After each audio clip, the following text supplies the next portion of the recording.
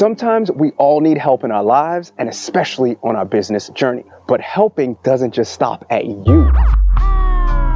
Find out how to help your customers with their own pain points and market and grow your business in a cost-effective way on this episode on This Week in Marketing. Hey everyone, I'm Darren Lake and welcome to This Week in Marketing, another podcast by Metigy. Each episode, we answer questions or talk about one specific idea to help you market and operate your small to medium enterprise better.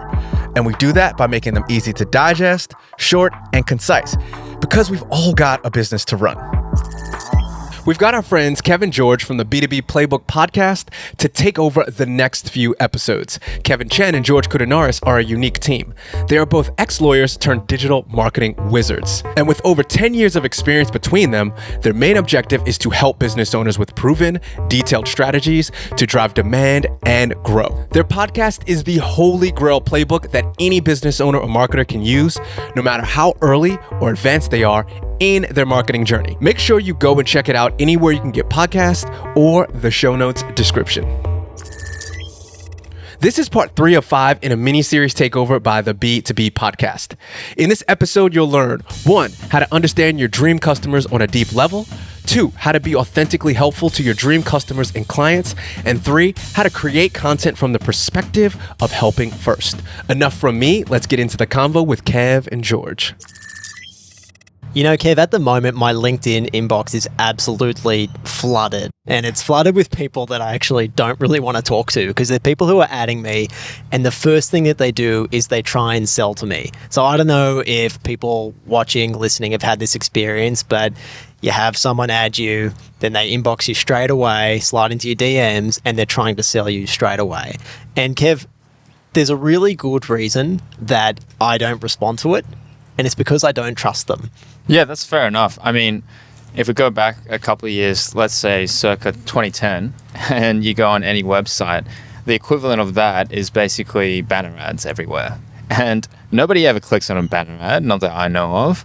No one really goes in and says, that banner ad has convinced me to buy this suitcase for $1,000 off the internet. And it doesn't look legit at all. So, I mean, it's just a modern day version of that, isn't it? When there's no trust, it doesn't look legitimate, and it's an online experience that you don't really know anything about that person that's added you on LinkedIn, and it's difficult to get that sense in that first interaction, that first message. You're not going to buy it, are you?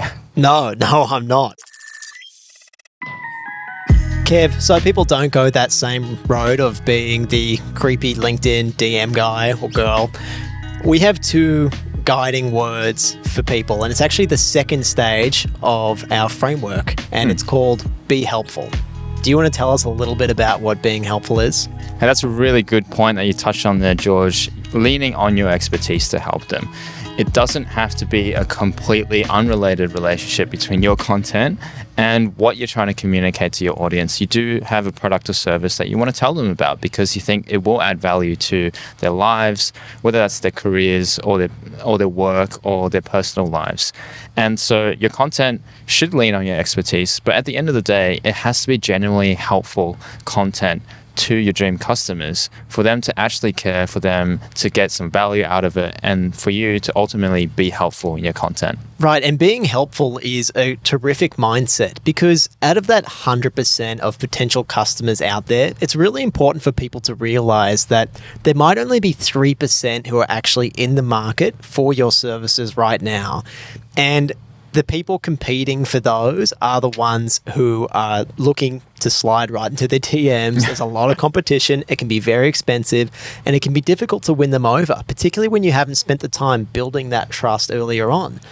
So we greatly encourage people to look at the other 97% of the market who might not need you right now, but are experiencing problems that you can actually go and help them with, and identify what it is that they need help with, and then share your expertise to get over those problems. That's right. And basically focusing on the other 97% to start building your funnel so that when you do need them to convert, then you have a relationship of trust with them already. You have been helpful. You have been genuinely adding value to their lives and in essence being helpful in your content. That's right. I mean, we want our customers to come to us when they're ready to buy. And at that point, they're not even comparing us to the competitors out there in the market because we won them over so much earlier in their journey. We were there for them when they needed us, not just when we needed them.